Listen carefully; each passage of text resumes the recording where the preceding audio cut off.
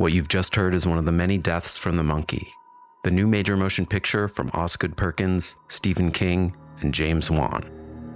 Experience it in theaters everywhere this Friday, because everybody dies, and that's life.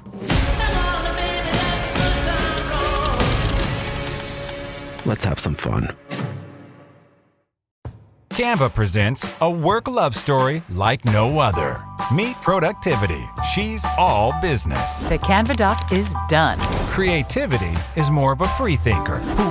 Whiteboard brainstorm. They're worlds apart, but sometimes opposites attract. Thanks to Canva. The data is in the deck. And now it's an animated graph. Canva, where productivity meets creativity. Now showing on computer screens everywhere. Love your work at canva.com. Hey everyone, and welcome back to Big Mad True Crime, where we get big mad over true crime. I'm your host, Heather Ashley, and today you'll be hearing part 3 of the murder of Belinda Temple. Last week, you got a detailed look into the crime scene, and this week we're going to look into David's statements, his alibi, and what the Temple's neighbors remember from that 1.5-hour window when she could have been killed. As always, small talk sucks, so let's dive in.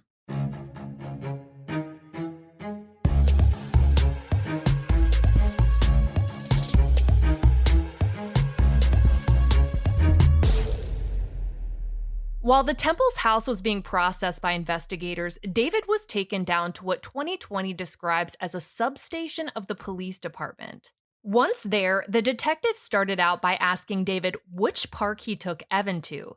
David told the officer that he'd taken his son to Peckham Park about 5.5 miles away from his house, but then corrected himself. This time, he said he'd taken Evan to Cimarron Park, which is the park right by their house just a half a mile away. One was a 15-minute drive and the other was 3 minutes, the difference between a public park and a neighborhood park. I've seen 2 versions of the next series of events. One version is that David and Evan never even got to the park because Evan asked for a drink before getting there. And the version of events in the court documents says that David told detectives that they'd stayed at the park for a few minutes before Evan asked for that drink. Either way, the park led to buying that drink, which is where the timeline really comes into play. David and Evan either hit Cimarron Park for a few minutes or drove on past it, but definitely wound up at Brookshire Brothers grocery store to get Evan that drink. While they were there, they picked up that cat food that was photographed in the passenger seat of David's blue Chevy pickup. Based on court documents on FindLaw, it looks like David planned on taking Evan to Peckham Park after getting Evan that drink. It's less than a mile away, so that would make sense. But he decided not to. He said he wanted to head home so he could be there in time for dinner and so that a well-rested Belinda could make it to her bunco game night that evening. You might assume that this meant that David went straight home from the grocery store, but you would be wrong.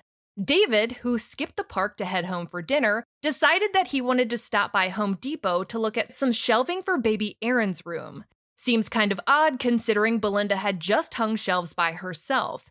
I mean, they did have shelving brackets that they needed to exchange for the correct size, but David hadn't brought those with him. They were still in Belinda's car. On the surface, something already smelled off, but let's break this timeline down to its bare bones to figure out just how off it was. From Cimarron Park to Brookshire Brothers grocery store is about a 5-mile drive, roughly 12 minutes, and it's in the direction away from the house. There were several places David could have gotten Evan a drink between the park and that 12-minute drive to Brookshire Brothers, including grocery stores and fast food places. But let's just say that he really needed to pick up the cat food. Both Kroger and Heb would have been a 6-minute drive, which is half the time he chose to take to go all the way to Brookshire Brothers. Nonetheless, David and Evan were seen on CCTV entering the grocery store at 4:32 p.m. and leaving the store 6 minutes later at 4:38 p.m. Since the drive from the house to the park was 3 minutes and the park to the grocery store was 12 minutes, there were roughly 17 minutes missing. Either David left the house after 4 p.m., there was a significant amount of traffic, or he did in fact take Evan to the park, and the missing time accounts for buckling or unbuckling Evan from his seat, if Evan's car seat was ever actually in the truck, and the few minutes they may or may not have spent at the park. We know David left Brookshire Brothers at 4:38 p.m. and decided against taking Evan to Peckham Park so that they could be home in time for dinner. A plan that makes no sense considering they didn't go straight home and instead went to Home Depot. The trip from the grocery store to Home Depot should have taken around 15 minutes. However, David wasn't seen walking into Home Depot until 36 minutes later. And while that isn't a monumental gap of time, the time frame of when Belinda could have been killed isn't monumental. We're talking about an hour and a half, so when a 15-minute trip takes 36 minutes, it's worth checking out. So just because we can, let's map out how long it would take to make a stop in between the grocery store and Home Depot. Let's pick the Temple's house. Was there enough time for David to go home before making it to Home Depot? Yes, there was. The trip from the grocery store back to his house and then to Home Depot would have taken roughly 28 minutes. Again, leaving time to spare, 8 minutes to be exact. Now, David said that it took 36 minutes because there was traffic. However, court documents say that a guy David went to high school with saw him and his blue Chevy Blazer at the intersection of Morton Ranch Road and Katie Hockley Cutoff, which made absolutely no sense. That intersection is north of the grocery store. Why would he have gone further north, away from his house, when he was skipping the park to go home, but stopping by Home Depot, which was well out of the way? For what it's worth, that intersection is very close to his parents' house, though David denies he was there. I suppose this guy he went to high school with mistook someone else for the David Temple, their high school football hero, the Temple of Doom. But moving along. Regardless of how David got to Home Depot and why it took so long, he was seen walking in at 5:14 p.m. There is no footage of him walking out. It does not exist. He is never seen leaving the store. Riddle me that.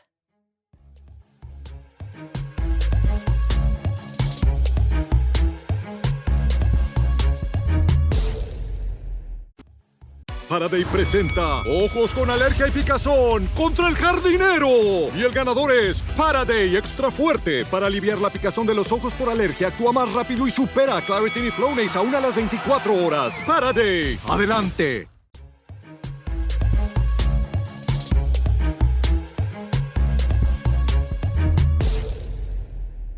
David said he stopped at Home Depot to look at shelves for the baby room. Okay, whatever. But anyone who's ever been into a Home Depot knows that it's a well-organized mess and it takes a hot minute to get where you need to go. But it doesn't look like David spent much time walking around or looking at these supposed shelves, because a witness has him pulling back up to his house and into his garage at 5:25 p.m., just 11 minutes later. Which is strange considering it takes just about that long, 12 minutes or so, to drive from Home Depot back to his house.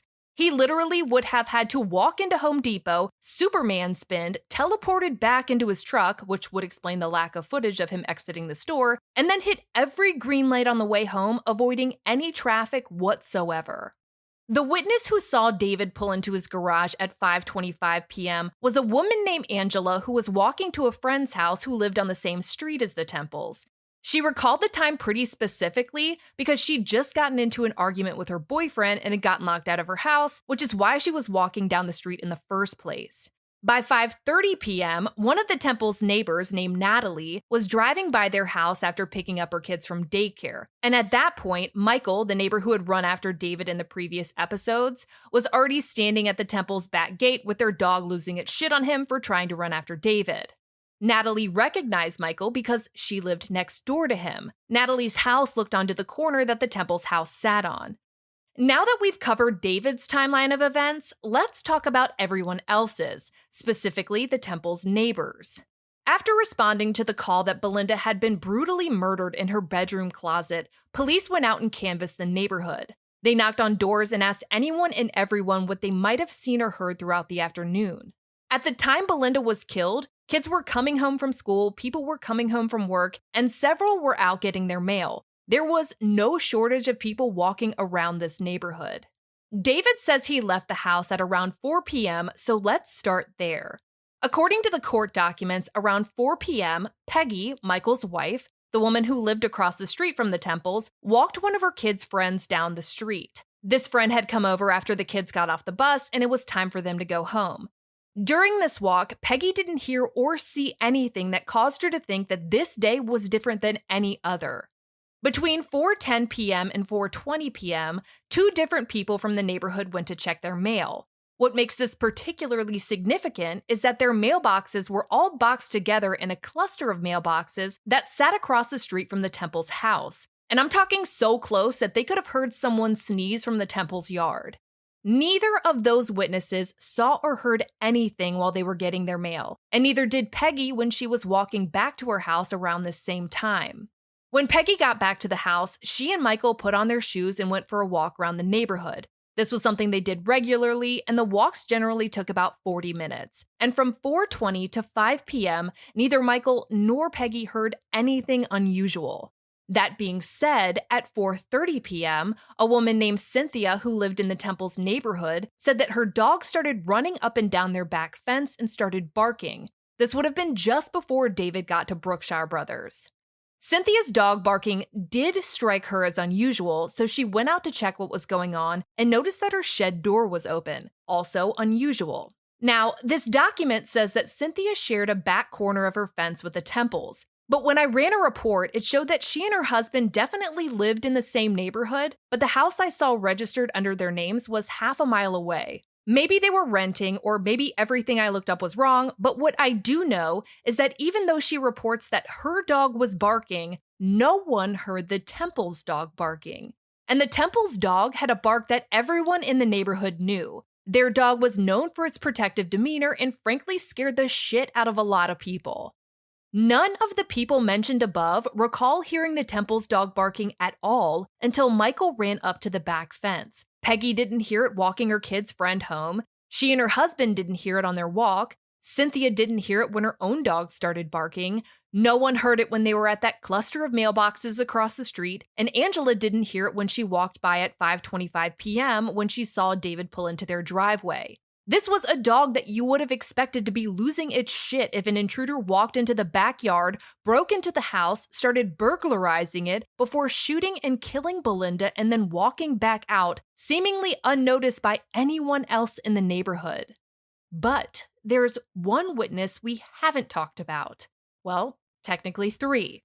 3 children who lived in the house behind the Temples.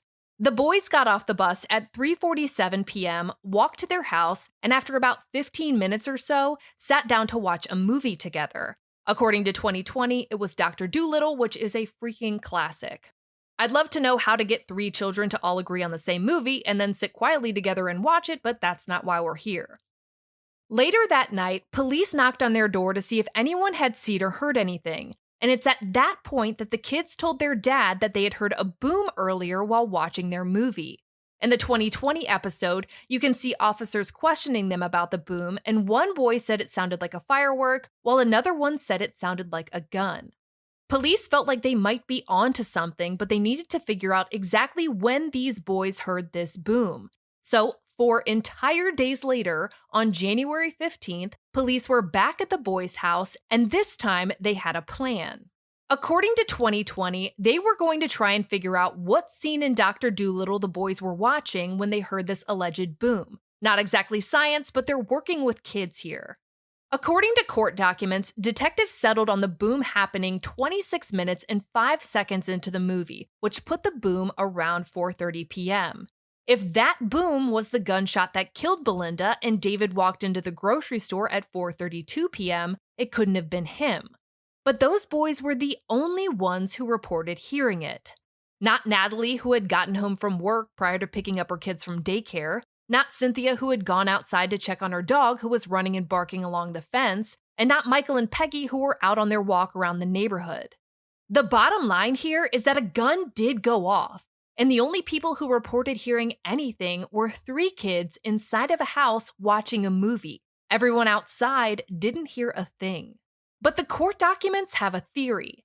The state's theory as to how a shotgun went off and the entire neighborhood didn't hear it is that the closet Belinda was killed in was the most concealed room inside of that house. It was a closet lined with clothes within a bathroom within a bedroom. that it was possible the sound of the gun was muffled by the clothes, the bathroom, and the bedroom, leaving very little, if any, sound to have been heard outside the house. With all this talk about timelines and witnesses, it's easy to forget that while all of this was going on, David was being interviewed by police, and detectives didn't go easy on David at all. For reasons that are pretty obvious now, things just weren't adding up. The glass, the TV, the open drawers that looked untouched, the fact that their neighbor, let alone the police, couldn't get past the dog, but somehow a stranger burglar murderer did. When all of this was pointed out to David, court documents say that he seemed to get agitated. The detective who interviewed David said that as the interview went on, he got irritated and aggressive, taking note that David would shake and bounce in his chair when he spoke to this detective, who said that David was hesitant with many of his answers, and said that David wouldn't look him in the eye. Most off-putting, though, seemed to be that David didn't cry. Sure, everyone responds differently to grief, but this guy had not only just lost his wife, but also his unborn daughter, and he wasn't shedding a tear. In David's 911 call, he did sound emotional, but if you recall, when David came outside to put the dog in the garage so the police could come in, he was described as calm. It was all just so off. When David's interview was over, the detective didn't hold back at all and told detective that because he was in the inner circle and because he didn't appear to be cooperating in all of his answers, he couldn't be eliminated and would have to be considered a suspect. And suspect is a big word. Person of interest is pretty run-of-the-mill. You're a person that police are interested in looking into, but being named a suspect means that you're suspected of being involved in something. You're no longer simply of interest to the police. It should come as a shock to absolutely no one that after David left this interview, he did not pass go, he did not collect $200, he went straight to his parents' house and contacted an attorney. That attorney told 2020 that he drove more than 130 miles an hour to get to David that night, and when he got there, told David, either you're innocent and we have to have a full and complete investigation, or you did it and we have to make sure that nobody can figure out enough to prove it in court. Which feels icky as fuck, but defense attorneys have to do what defense attorneys do, I guess. This attorney told the show that David said he was innocent and to do anything he had to do to make sure these people were caught. These people being Belinda's killers, I suppose. From what we've gone over so far, it's clear that the first 24 hours of Belinda's investigation was intense, and it wasn't about to slow down.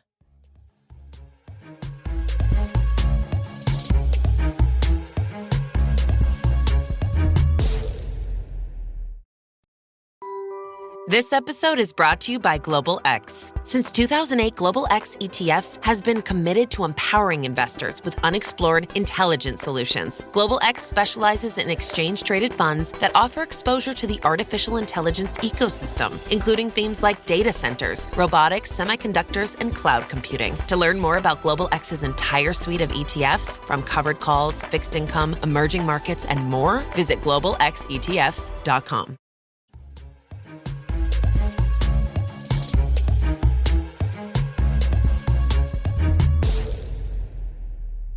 By the following day, January 12th, the police got wind that David might have been having an affair with someone he worked with named Heather. So, Heather was brought in for questioning.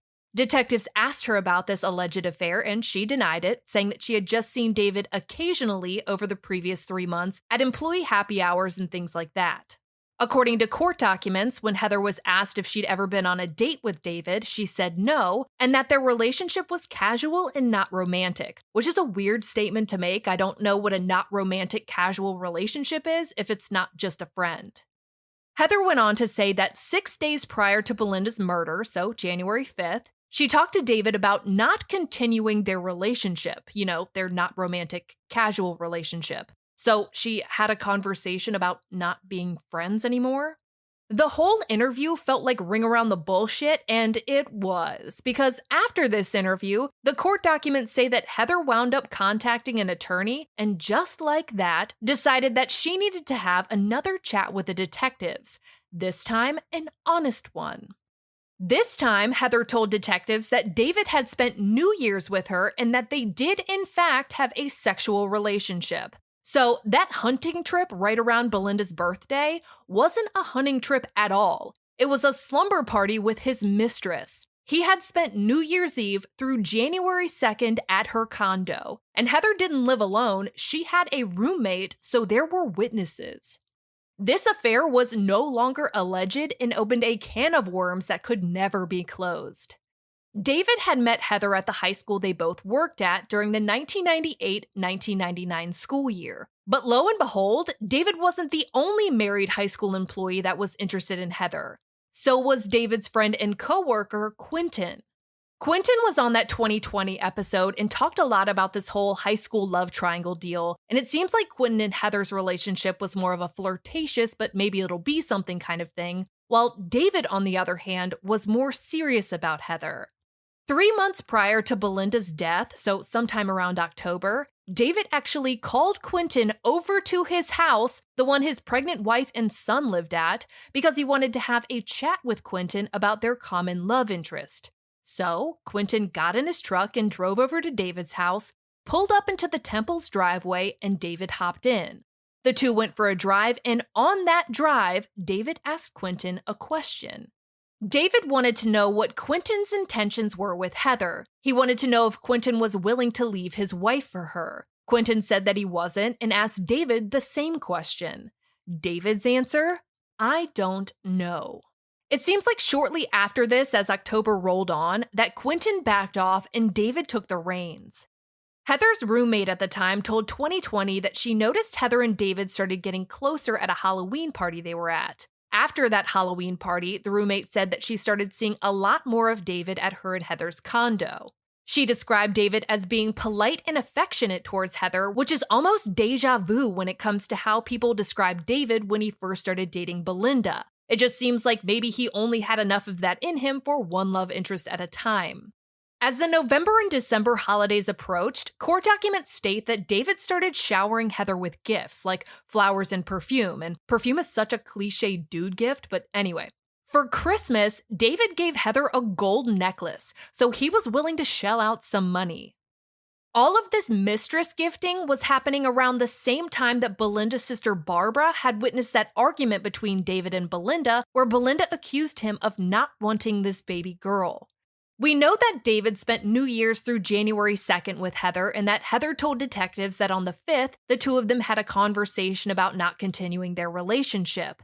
However, it doesn't seem like that conversation made much of a difference, because according to court documents, just days later on January 8th, which is 3 days before Belinda was killed, David sent Heather a text telling her that he loved her, and Heather told him that she felt the same way. Now, David denies that this conversation ever took place.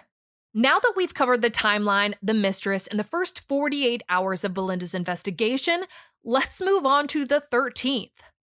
Court documents state that on January 13th, some of Belinda's friends and family went over to David's parents' house. Obviously, the Temple house wasn't an option, but they still needed somewhere to mourn together and remember their sunshine girl.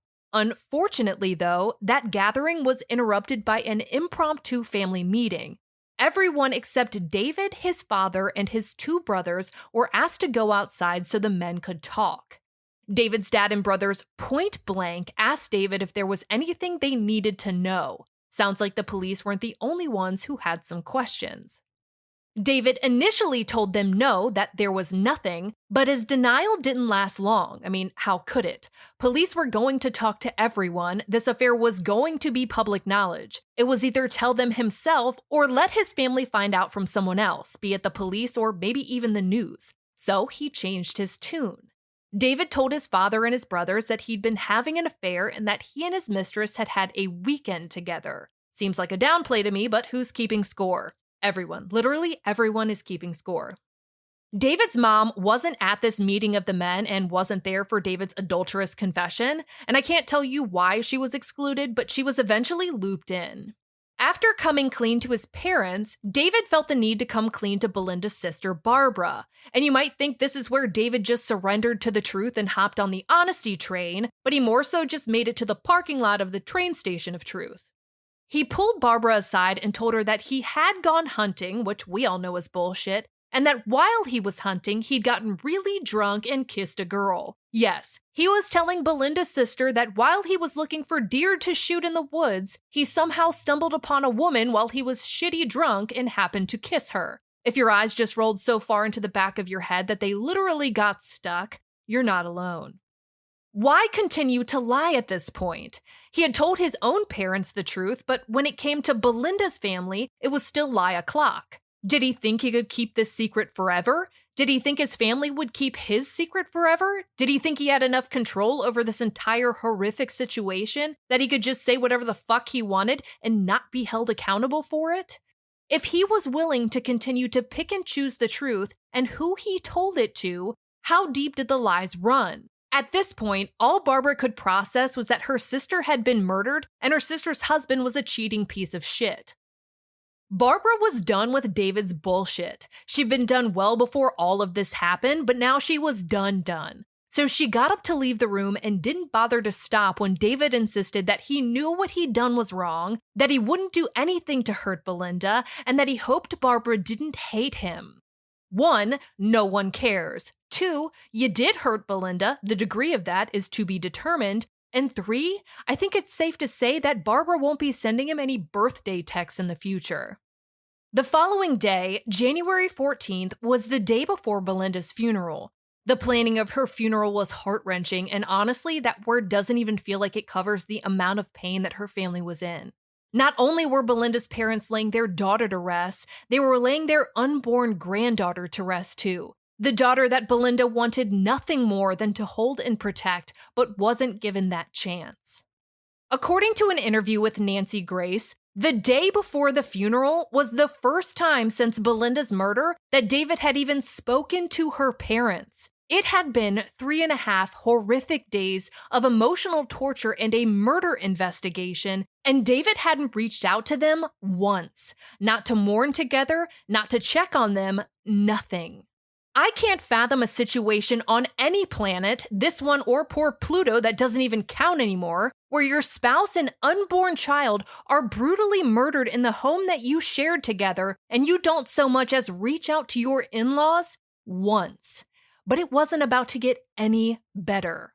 Belinda's parents told Nancy Grace that on the day of the funeral, David acted like it was any other day. They said that he didn't shed a single tear and never once made eye contact with them. They couldn't for the life of them understand how their entire world had just came crumbling down while David seemed to be functioning just fine. Cool, calm, and collected at the funeral of his murdered wife and unborn child. That attitude, however, seemed to continue long after the funeral. According to court documents, shortly after Belinda's funeral, David reached out to his buddy Quentin, and it wasn't to lose his shit and ugly cry to his bestie. No, David called Quentin to apologize to him that he was having to go through this. Dude couldn't even pick up the phone to so much as call Belinda's parents, but was willing to call his buddy to apologize for the inconvenience his wife's murder and subsequent investigation was causing in his life. While on the phone with Quentin, this asshole asked him to tell Heather, his mistress, that he was sorry that she was having to go through this as well. His wife's murder investigation was fresh out of the gate, and the only apologies he was dishing out were to his mistress and the guy who'd been a staple in that love affair since the beginning.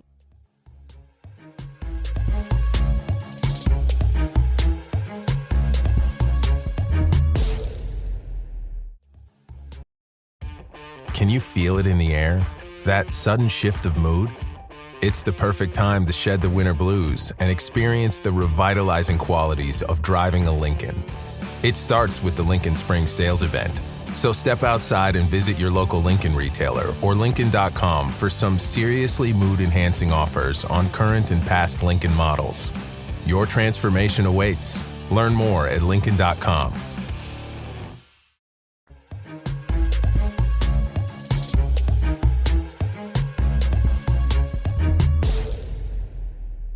A couple of weeks went by while the investigation continued, and David resumed what was left of his normal life, which included a lunch date with none other than Quentin. David used this lunch date as a vent session where he complained to Quentin that the police had been following him and not treating him well. Naturally, Quentin asked why he wouldn't just talk to the police and clear his name, but David told him that his attorney had advised him against speaking to the police. And while David didn't seem to want to clear his name with the police, which, let's be honest, he didn't do a great job of in the first attempt, that didn't stop him from trying to clear his name with Quentin. David told him that the day Belinda had been killed, he'd gone to the store and bought cat food, that he even had a receipt for it, so a cat food alibi, if you will. And while that's certainly true, he did buy cat food, knowing what we know about the timeline, it really isn't worth a whole lot.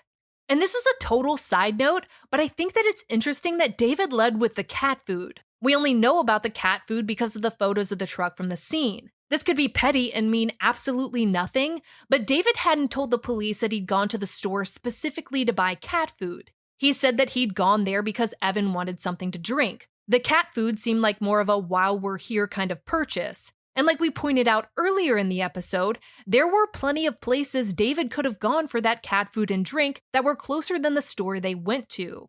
It's also interesting that according to these court documents, it doesn't look like he mentioned the park or the trip to Home Depot, as if those errands didn't matter to his alibi. Wouldn't all of his stops be important? They were never able to determine a time of death for Belinda because the window was already so small. So, like I said, wouldn't every single place he went to have been of importance to proving his innocence if that's what he was trying to do? No one could understand why David wasn't trying harder to clear his name if he wasn't guilty. Why he wasn't yelling from the rooftops that they needed to be trying to find the killer and stop wasting their time on him. According to court documents, when asked if David even wanted to find his wife's killer, he said, "What difference is it going to make? It's not going to bring her back." And yes, we all just raged. David didn't seem afraid of the fact that someone might have entered his house and murdered his wife. David didn't seem worried about what might have happened if Evan had been there. David didn't seem worried about who might have done it and if they planned on killing more than just Belinda. There was no pleading for justice, just indifference. And David's indifference is where I'm going to leave you today. Next week, we'll talk about what happened in the months after Belinda's murder, where the investigation led, and what David's life looked like in between. For all photos pertaining to this case, check out Belinda's highlight at the top of my Instagram profile at @TheHeatherAshley, and join me there tonight at 9 p.m. Eastern, where you go live with me and we talk about today's episode and all other true crime cases on your mind. If you like your podcast ad-free, head over to our Patreon at patreon.com/BigMadTrueCrime, or for just $1 a month, your episodes are totally ad-free. If you need more episodes in your life, for just $5 a month, you get a bonus episode on the first Monday of every month. All your episodes are ad-free, and you'll also receive a forever discount code for all Big Mad True Crime merch. And of course, anytime you sign up, you get instant access to all previous bonus episodes. I'll be bringing you part 4 of the murder of Belinda Temple a week from today, and I cannot wait. But until then, we out.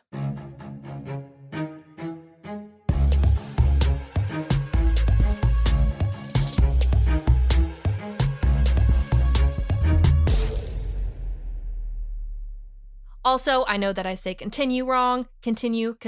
It comes out weird, it comes out wrong sometimes. Master of horror Stephen King raves about the monkey. You've never seen anything like it. It's insane. The monkey that likes killing our family, it's back. Critics are calling it the most fun horror movie in years. It's a bloody fun time. Dad, I'm scared. I know. From producer James Wan and Longlegs writer-director Osgood Perkins comes the horror movie event of the year, The Monkey. Rated R. Now playing in theaters.